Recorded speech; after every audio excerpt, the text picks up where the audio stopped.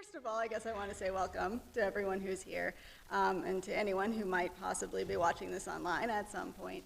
I really appreciate you being here. I'm kind of trying an experiment with this.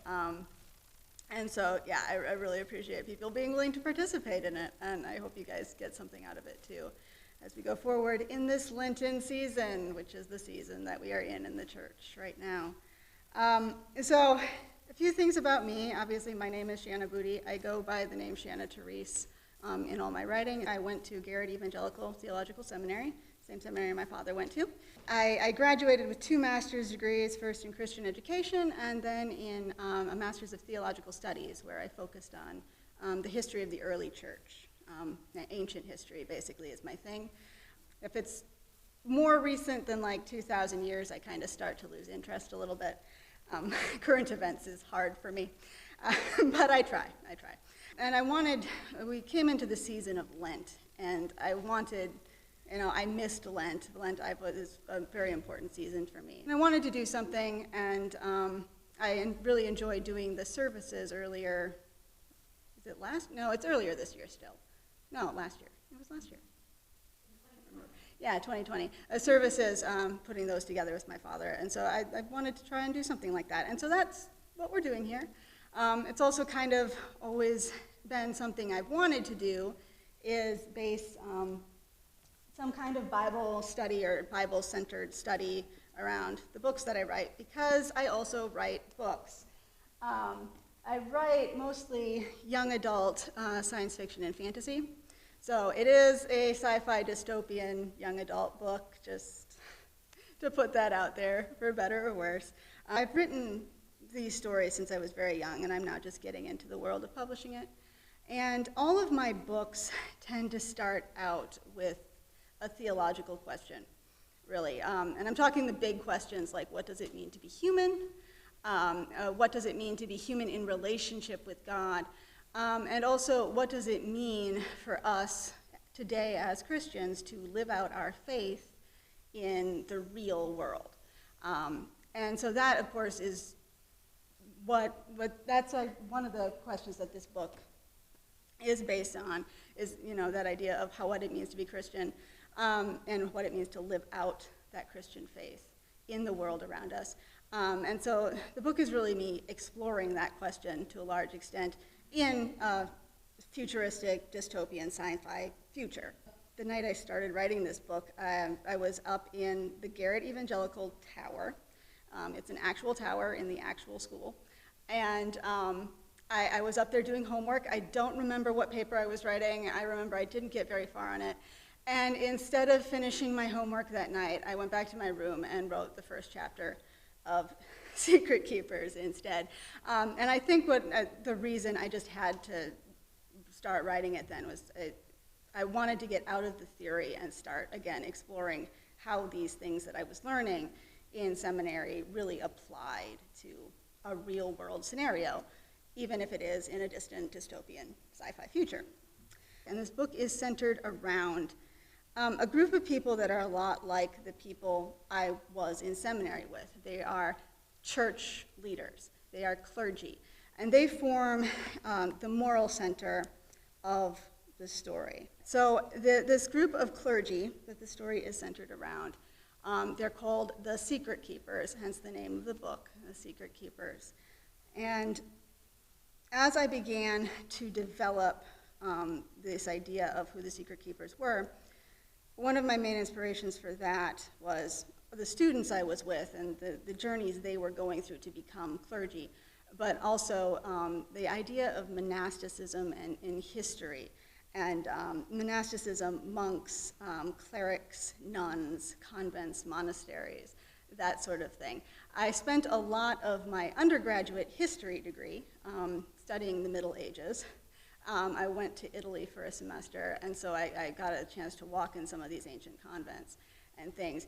And I really, when I started to look into this life, this idea of the monastic orders, these people who set themselves aside from the rest of the world, it's something that I think as Christians in general we're called to set ourselves aside and to enter into God's calling in a very special way.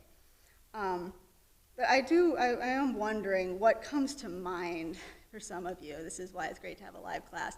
When I say words like monasticism, monks, nuns, convents, things like that, what comes to mind? What just jumps to mind when I say that? Learning, yeah, scholarship. Yes, that is very, very true. Sorry, I'm just checking to see that. Yes, yeah, he wasn't really a monk, but he wanted to be a monk. But he couldn't quite handle the lifestyle. Augustine is a very interesting personality, but yes. Yeah, they were. There's actually this great book, I can't remember, I think the last name is Cahill. It's called How the Irish Saved the World. And it basically just talks about how the monasteries in Ireland just preserved all this knowledge throughout the chaos that was going on in the Middle Ages. What else jumps to mind? Right, yeah. Committing to a higher calling, a different calling, setting aside normal life, yeah. I always say if I were Catholic, I'd probably be a nun, but I'm not Catholic, so.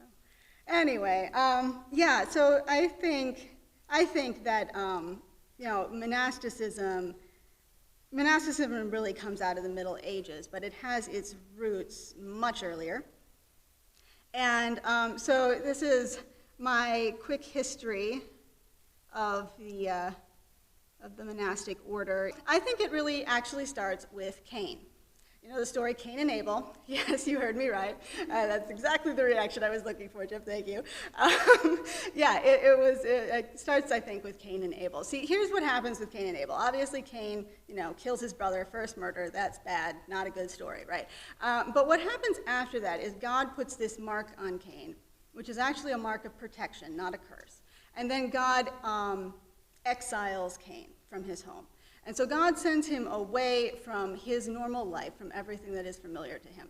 And a lot of biblical scholars, including me, we think that God does this to God exiles Cain in order to try to get Cain to return.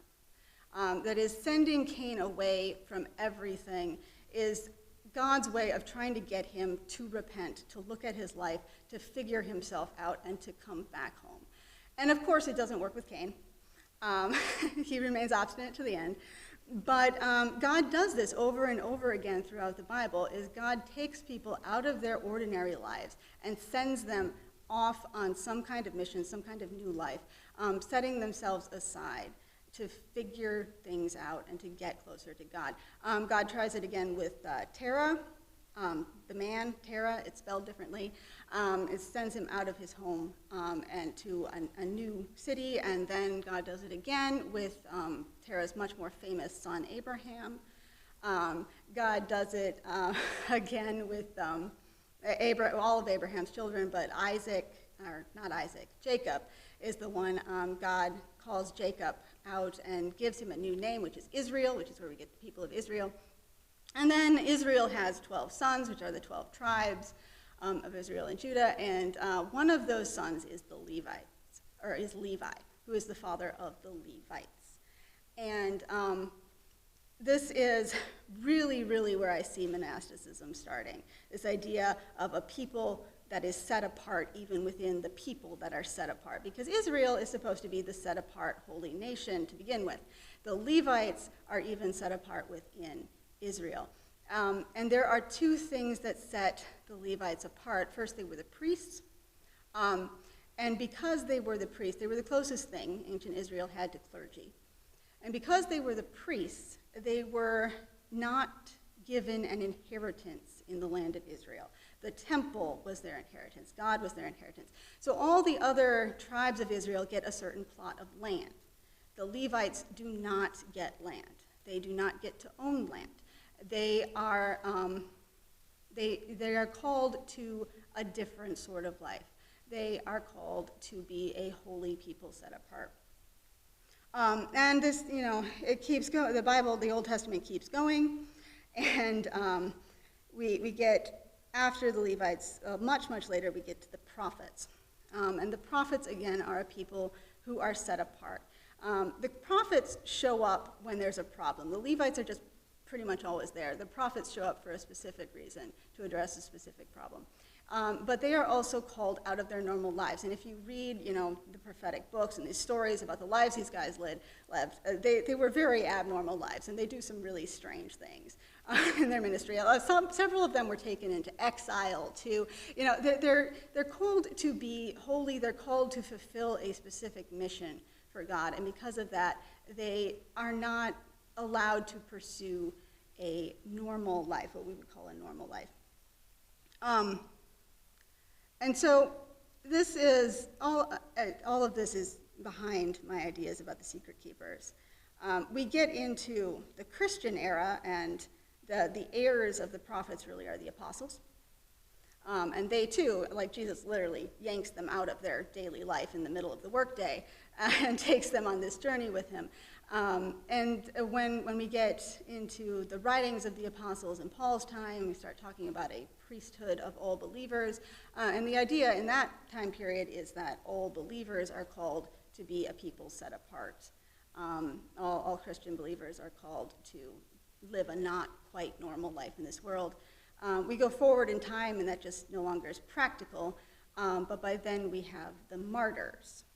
The martyrs are people, again, they literally give up their lives for Christ. And then after the martyrs, after Christianity is legalized, there are no more martyrs.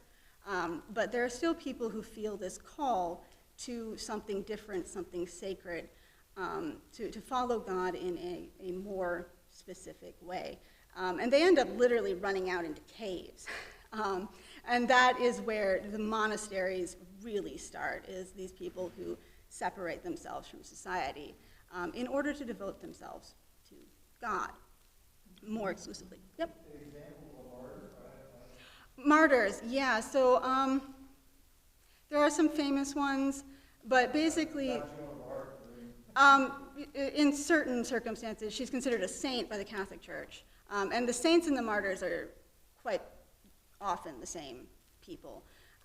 But yeah, martyrs are people who are killed because they profess to believe in Christ. Yeah, so it happened, they were the heroes of the early church, basically, because, they gave up their lives for Christ. And then the monastics, the ascetics, the people who go into the caves become the heroes of the faith. So yeah, those are the martyrs. And then, of course, we get into the Middle Ages, and we have the actual convents, the actual monasteries, people who leave normal life, which is marriage and children, behind and join a different family.